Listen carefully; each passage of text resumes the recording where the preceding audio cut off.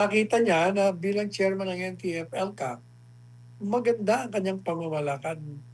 Nagawa niyang i-reduce ang rebellion. Kaya binigyan siya ng pondo at ginamit naman ito dahil maraming ang nare-recruit. Maraming mga planong pagsalakay. Nasira niya nga yun eh. Yun ang mahalaga doon. Yung mga resibo, hindi na mga mahalaga yun eh. Sinasabi na nga ng testigo, hindi naman hinihingi yung mga resibo eh. Kasi may acknowledgement receipt na nga, tinanggap na nga na meron kaming proyektong ganyan.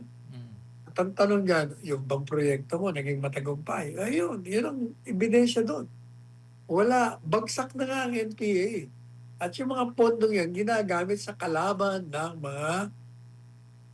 ng Estado, kasama ng mga NPA do, mga kriminal, mga terorista. Yun dapat ang sukatan mo kung nagamit o hindi, o binulsa o hindi. Kasi kung tuloy-tuloy pa rin ang pag-atake at ang paglaki ng pwersa ng mga kalaban ng Estado, ibig sabihin, binubulsa ng tumatanggap ang perang pondo para labanan sila. Yun lang, sentido komun ng tao.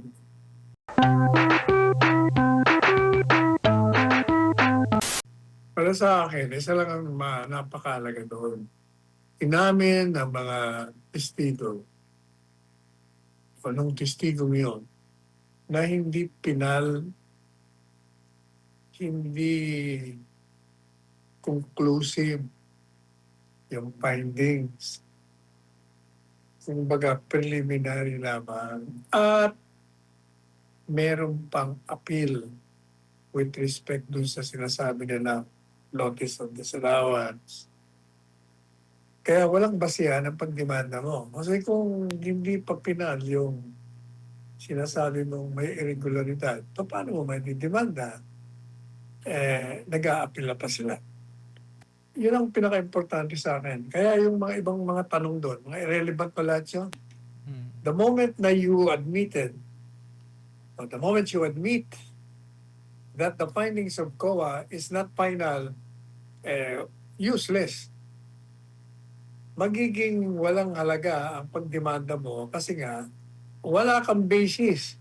Magdidemanda ka lang kung merong illegal o may irregularidad na ginawa ang dinidemanda mo. Kaya ang problema nga, wala pang ganun eh. Hindi pa pinal. Temporary lang, recommendatory lang namin na nga eh. So kahit ano pa sabihin mo doon, kesyo ganito, kesyo ganun, wala lahat yun. Tapos na ang usapan dapat yan eh. Kaya lahat ng mga iba pang mga katanungan, hindi na mahalaga yun. Hindi masyadong importante yung mga typo-typo error yan. Ang mahalaga dyan, gaya na sinabi doon. The moment you admit na yung findings ng COA is preliminary and not final, tapos na ang kaso. Ang mahalaga doon, yung bang confidential funds, ginastos mo para doon sa layunin na kaya inilabas ang pondo. Ano bang layunin niya? Layunin niya, sirain mo ang puwersa laban sa Estado, enemies of the state. Kaya yung pinupunto ni Senator Robin Padilla, tama. Sabi niya, makikita mo yung success doon sa mga kalaban mo. Kasi yung mga NPA, mga rebelde, taon-taon, pag merong anibersaryo, meron silang sineselebrate. Palagi silang merong ambush, may bomba, may pagsalakay sa gobyerno, government troops. The fact alone, sabi ni Robin, na walang nangyaring ganyan. Ibig sabihin, successful yung operation mo against them. Successful yung paggamit ng pondo. Bakit successful? Bakit hindi natuloy ang mga pagsalakay? Bakit nahihinto mo? Kasi nga, kung meron ka mga informant na nakapasok sa person nila, malalaman mo ang plano nila. At pag nalaman mo, o di gagawa ka na ng kaparanan para hindi matuloy ang kalokohan nila. Iyon ang pinakapunto na dapat na maalala, maintindihan ng mga kumukontra kay Inday Sara. Na si Inday Sara, unang-una, gaya na sinabi natin, hindi siya humingi ng pondo. Binigyan siya ng Presidente Marcos Jr. ng confidential funds. Hindi ba siya humihingi? Kasi nakita niya na bilang chairman ng NTF-ELCAC, maganda ang kanyang pamamalakad. Nagawa niyang i-reduce ang rebellion. Kaya binigyan siya ng pondo at ginamit naman ito dahil maraming ang nare-recruit. Maraming mga planong pagsalakay. Nasira niya nga yun eh. Yun ang mahalaga doon. Yung mga resibo, mga hindi na mga mahalaga yun eh. Sinasabi na nga ng testigo, hindi naman hinihingi yung mga resibo eh. Kasi may acknowledgement receipt na nga, tinanggap na nga na meron kaming proyektong ganyan. At ang tanong niya, yung bang proyekto mo naging matagumpay? Ayun, yun ang ebidensya doon. Wala, bagsak na nga ang NPA. At yung mga pondong yan, ginagamit sa kalaban ng Estado, kasama ng mga NPA do, mga kriminal, mga terorista.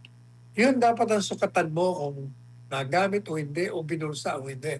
Kasi kung tuloy-tuloy pa rin ang pag-atake at ang paglaki ng pwersa ng mga kalaban ng Estado, ibig sabihin, binubulsa ng tumatanggap ang perang pondo para labanan sila. Yun lang, sentido común ng tao. Kasi nga, itong prosecution, humingi ng stipulation, ibig sabihin, magkasundo sila sa isang bagay. Dapat ginawa nila yon sa pre-trial stage. Hindi kayo nagta-trial na nga eh. Dapat noon pa na nagkasundo sila, ito yung mga dokumento namin, pareho ba ng dokumento nyo? Huwag na natin itong pagtalunan. Dahil common naman. Hindi nila ginawa yun eh. Saka yung abogado ng prosecution, kung ano-anong mga binibigay na payag na wala na hindi kasama sa paglilinis. Kumbaga, nagpo-propaganda siya, sinisiraan niya ang depensa at si Inday Sara. Ito namang presiding officer, ito may kasalanan ng lahat eh. Kasi pinapabayaan niya, dapat niya kinokontempt niya. Kasi repeated admonition na palaging lumilihis sa takbo ng tamang prosedimento. Palagi siyang may mga side comments, mga snide remarks, kung ano-ano. Hindi ubre yun. Nangangampanya siya eh. Hindi yung sa pamamagitan ng kanyang testigo. Yan ang problema sa mga prosecution. Di mo ba napapansin, ang babata ng depensa, tapos ang tatanda naman ng prosecution. Yung mga prosecutor ng mga bata, ng mga kongresista, wala namang alam. Kaya kumuha ng mga matatanda. Ito namang matatanda, nanggugulang. Pero gaya nga ng sinabi natin, useless ulat sana yan, mga yan. Kasi gaya ng sinabi ko na sa mga nasalubong senador, ang kukulit ng mga kasama mo. Wala na nga, kumbaga, sinabi na nga ng testigo. Temporary, preliminary lang ho yung findings namin. Recommendatory. Inamin na ho, hindi pinal. Tapos na ang usapan dun eh. Immaterial na lahat yung mga tatanungin mo kasi sinabi mo na nga, hindi conclusive, meaning to say, hindi final. So kung hindi final, wala kang basis na magdemanda na illegal. Kasi wala ang conclusion na illegal eh. Hindi conclusive eh. Kasi nakaapila pa. Kahit na sabihin ng COA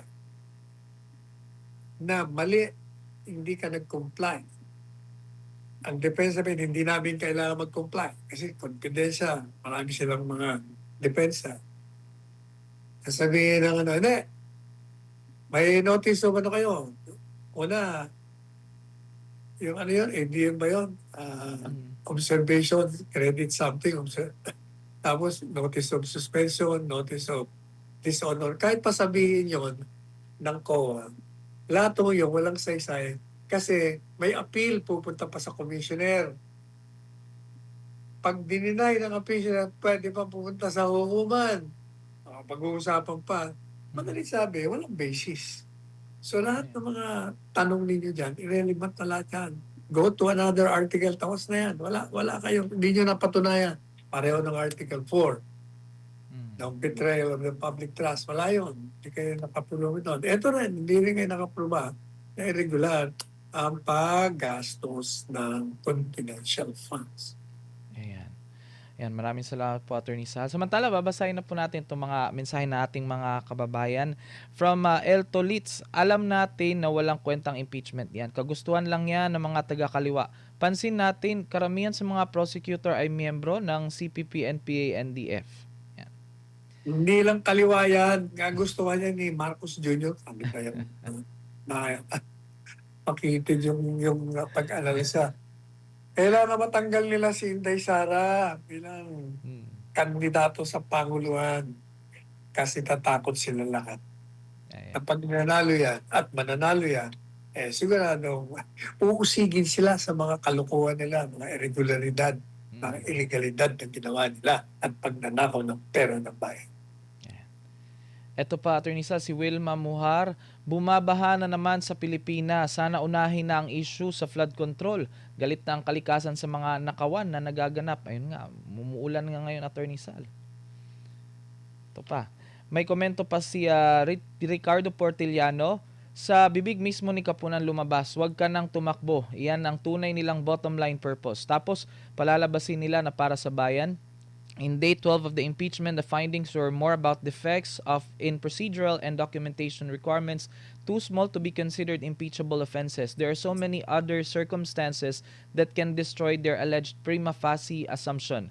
It's just an assumption in the first place. There is a 1.8 trillion anomaly involving national budget manipulation and flood control projects right under our noses, supported by the actual existence of ghost projects, actual government payments, and actual presidential signature approvals in more than one usual GAA. Why waste time on impeachment? Crazy. Yan. Ito pa. Kaya sila nag-impeachment para nga siraan si Inday Sara. Ikaw naman kung ano pang mga analysis. Yun lang yun. That's the long and short of it. They want her removed. They want her disqualified. Tapos ang usapan. Yan ang kung bakit merong impeachment. Ayan. May pahabol komento din si Suraya Pendi, Attorney Sal. Impeachment na walang kwenta, puro paninira at walang napatunayang ebidensya na nagnakaw si VP Sara. Dapat itigil na yan. Nagsasayang lang kayo ng pera ng bayan. Kung ang perang ginastos sa impeachment ay itinulong na lang sa mga nasalanta ng kalamidad, mas nakabuti pa kaysa sirain si VP Sara at mas nakabuti pa kay BBM. Kaya sumama ka na sa rally. Newsmen, ay manood kayo niya sa impeachment. Ulitin natin yes, lahat ng mga ilalabas ng prosecution na ebidensya o ng testigo, walang saysay lahat yan. Kasi nga inaamin na nila na preliminary at hindi conclusive yung kanilang audit na di umano irregular.